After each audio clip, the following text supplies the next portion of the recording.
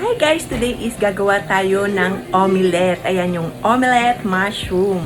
Okay, umpisa na natin. Ayan, so ginisa ko yung hiniwa kong mushroom. Ayan. So, gisa-gisa lang. Nilagyan ko na ng asin at paminta.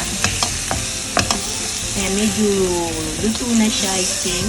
Okay, ayan, nagkita ko ng 12 eggs.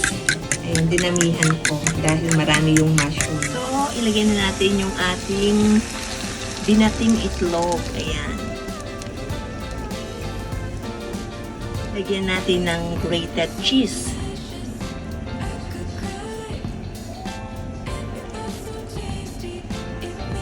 So, I think luto na siya. Ayan.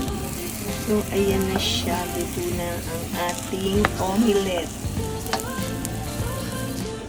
So, ibaliktad na natin. Ilagay na natin itong pinggan. Voila! Ito na yung ating omelette na mushroom. Yummy! Okay, let's eat! Ready na ang ating omelette. Bon appetit!